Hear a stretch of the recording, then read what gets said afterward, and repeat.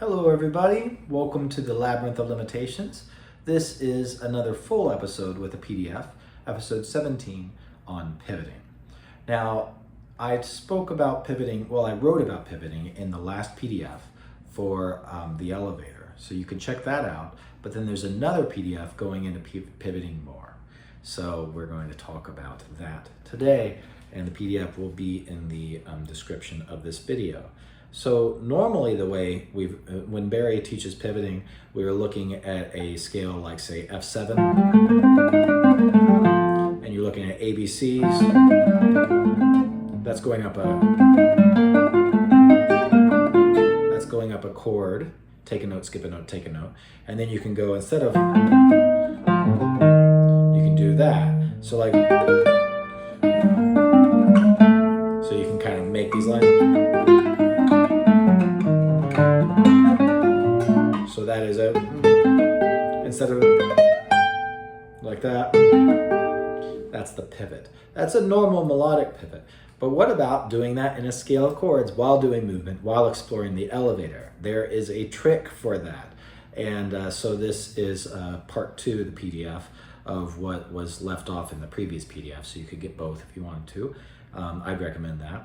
And I call it through the looking glass, pivoting, because there's a funny thing that I call the mirror. Okay, here is pivoting in a scale of chords. So say I'm just going out, right? And then this is a bit of reach.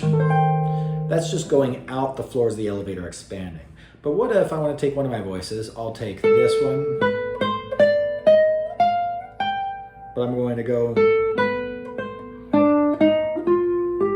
and that's, and my bass line went down like that, which is pretty. And that is the trick, and there is a trick to doing it. So let's get into it. There are 4 situations for pivoting. There are 2 where the voices are going apart and 2 where the voices are going together. So going up the elevator and going down the elevator. Going up the elevator, you have 2 situations because you can pivot in the bottom voice or in the top voice, or at least that's what I'm talking about. That's what I've been looking at. You could, figure out some other things in the middle voice, maybe. I don't know. It's kind of tricky to do that. But I made a YouTube short series that was doing this kind of move. That is just going out the elevator from a shell chord out to even past a double octave, out to, this is essentially, this is a drop 2, and then I take this note and put it down, and that's what I do when I go out to double octave. Just, I haven't really, it's just a little extra. So I'm going to take that and I'm going to pivot like this. Whoops. Let me get that better. So my bass is pivoting upwards. So my voices are going apart, and then my bass jumps up. So it goes like that, as opposed to like that. It's going and jumping up an octave. So the trick is this. I look at the elevator progression, and I'm going to move out, and I think about what would come next. So that would come next to drop 3 because I'm on a drop 2, and I would go to a drop 3. But when I think about it, what is the boundary of a drop 3? At drop 3, this right here is a diminished 5th. Okay, so what we want to do is we want to, I call this looking in the mirror. If we examine the first part of the elevator sequence, so I'll just go from C out to a 3rd, and then the triad has a 5th as a boundary, the shell chord has a 6th, then you have the octave chord, which is essentially the same as a unison, and then you go to a drop 2, which has a 3rd as a boundary, which is just like what happened after the unison. And then you have the drop 3, which has a diminished 5th, a 5th, scalar 5th as a boundary, which is the same thing as the triad. And then you have the drop 2 and 4, which has a 6th separated by an octave. So that's a 6, and this would be a shell chord. But instead, okay, so and then I get to the double octave, which again is the same as an octave chord or as a unison. So what I'm going to do to pivot is I'm going to think, I'm starting on a shell chord, going out to an octave, you know, and then drop 2. The next move, this is where I'm going to pivot. And I would normally go, I'm going to have G sharp on top and I would play a drop 3, but instead I'm going to look through the mirror at the reflection, what I call the reflection of that, seeing that pattern in the lower octave. And this, again, is a diminished 5th in the outer voices. So instead I'm going to look at a triad. I'm going to put this G sharp on top of that triad. So, and that made my, instead of D, so it went like that. Now I can do this, and I have this in the PDF working through. So this would be, that would be normal elevator, and then, whoops, and then that's going up.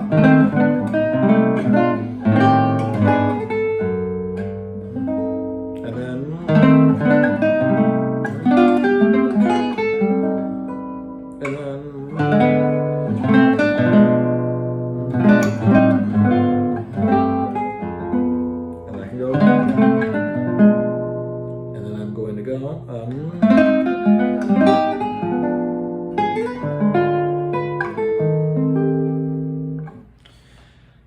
and that's situation 1. So that is the voices are going apart from each other and I'm making my bass jump up an octave. So I call that situation 1, and that is in the PDF as a whole thing to practice. And then, and there's a little quick explication in addition to the previous PDF about the whole looking at that mirror and seeing. So if I'm about to play a drop 2, then I look through the mirror and I see that I could play a 3rd instead and stay consistent with one of the voices moving. I'll give you some more examples and hopefully it'll be clear. So one way to practice this then is I want to practice seeing the reflection of chords, so to speak. So that is like this. I might play a 3rd, and then I'm going to see its reflection. I'm going to keep the C on top, and that's a drop 2.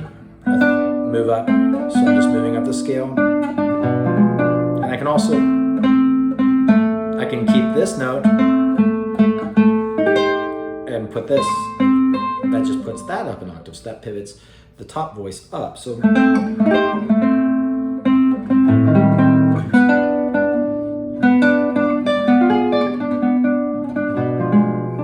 so on. So that would be for 3rds and drop 2s, and then I'm going to, so I'm kind of associating them in my mind so I can move between them. And then I'm going to look at triads.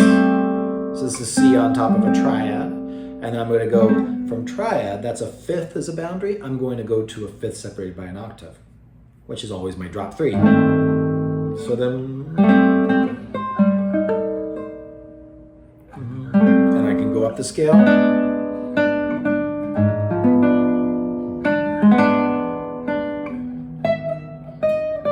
What is this? And there's my drop 3. Listen.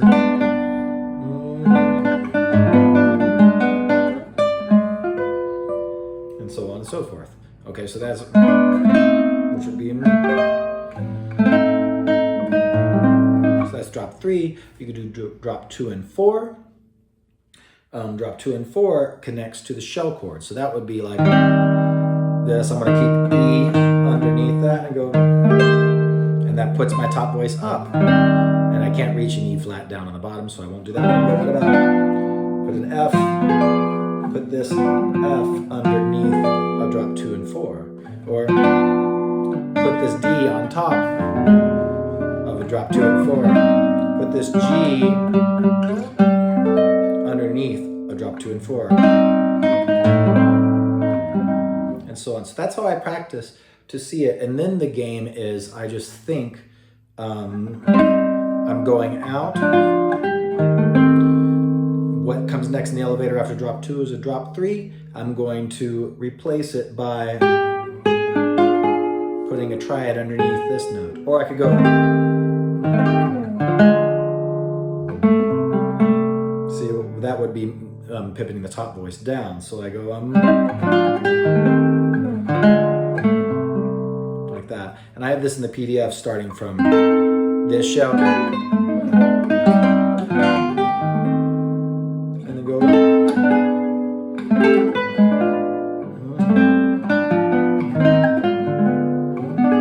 So that's this move. So all I'm doing is I'm going shell chord, octave, drop 2. And now I'm going to continue down with this voice. Put a triad on top. See, I could have done it here. But, right? And then what? And then.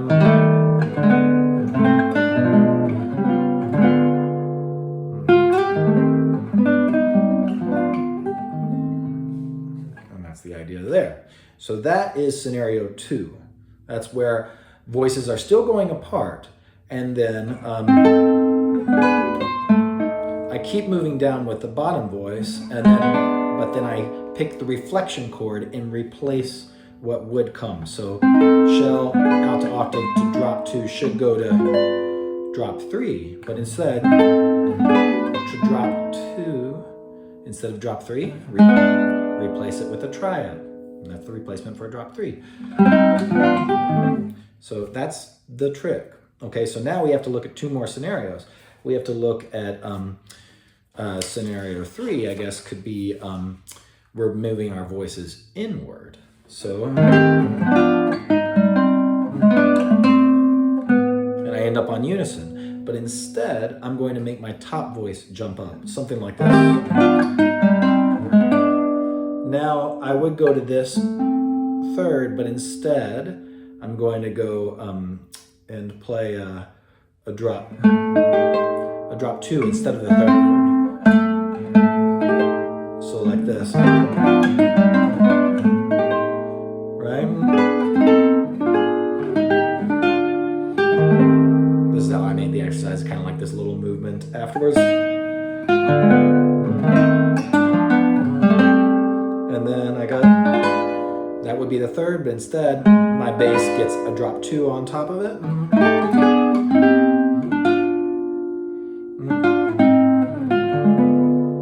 Right? And then,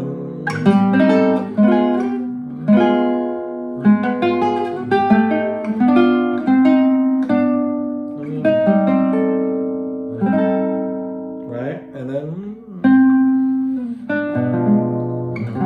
whoops. Do one more. Like this. And then,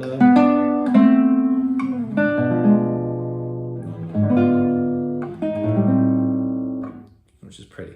So that is scenario 3, and then we have scenario 4, which is same thing. Voices are going in, but now I'll make the bottom voice pivot.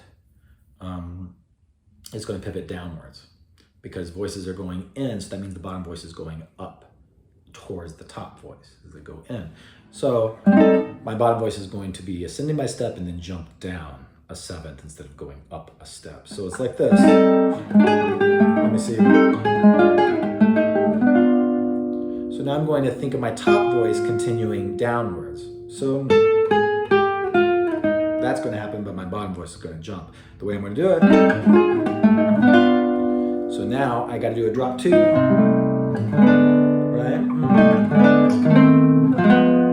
And then, yeah, maybe. That's pretty. So, whoops.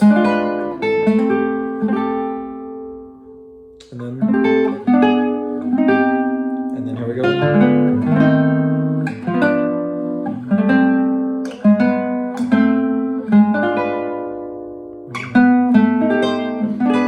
few more. And then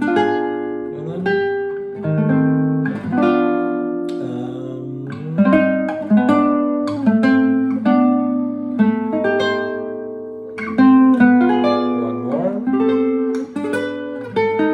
That was triad. So next I would go into a third, but instead, you see the idea? And then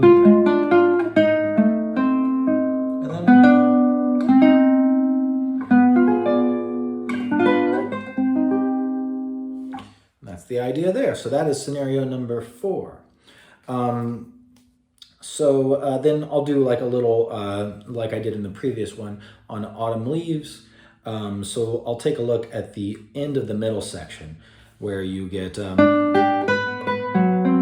is F sharp minor 7 flat 5 to B7 to E, and I'm going to be thinking A minor 6, and then C minor 6 to E major. So something like,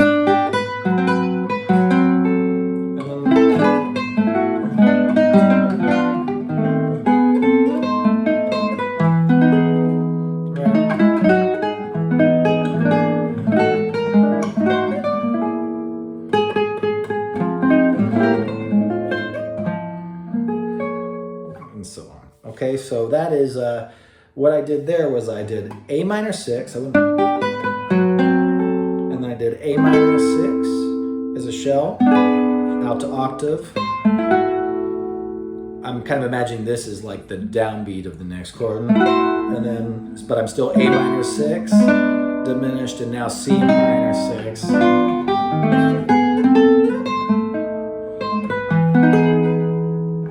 The idea. So that's A minor 6. So notice A minor 6 and C minor 6 are family. They share the same diminished, so I can make this.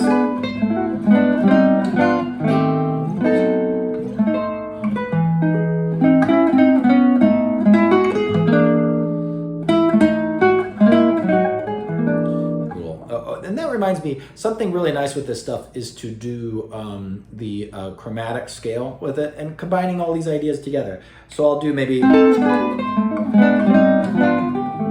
so I can go, so let me see. That's Barry's chromatic scale, which I've talked about in a previous episode. And then, right? And then I can go,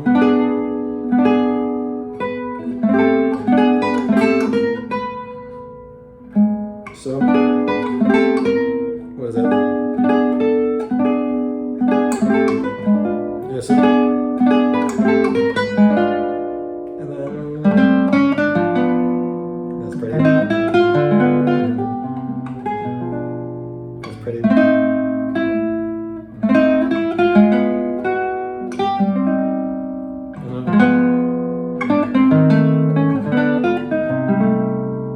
So I'm just putting the chromatic scale idea on top of all of that, which is really fun. Maybe I won't put that in the PDF, but you can combine these ideas as you wish, which is really fun. This can be done on all of the scales of chords. So just to finish up then, there are, I guess, 5 steps. And one is you start by moving through the elevator, right? And that is, you're moving through the elevator and then you interrupt your movement. So I would go to a drop 3, but instead I'm going to go like that. So that is, I'm thinking of what would come next, but seeing its reflection and replacing it with that reflection while keeping one voice going steady in the same direction as I would normally. And that will create a pivot. Moving up the elevator, the reflection will be a smaller voicing than what you would normally play. And going down the elevator, the reflection will be a larger voicing than what you would normally play going down the elevator. So I hope this helps to show just, again, the benefits of the elevator sequence because, you know, just to end, I just noticed, I've been kind of searching for the trick to pivoting like this for a little bit, and I hadn't quite stumbled upon it, and I hadn't, you know, I kind of like let it go. And then I was working on the previous PDF, and just looking at the elevator of intervals and the elevator sequence and just staring at that for a moment, I was like, oh, this is how you do it, I think. And I tried it out, and sure enough, all pivots can be found. You can do this trick that way. So it's just fun to see, like, that's the point of limitations, is to let us see patterns and let us feel more free by the creative limitations. So that's what the labyrinth is about. Thank you for watching, and there'll be more to come, so keep practicing.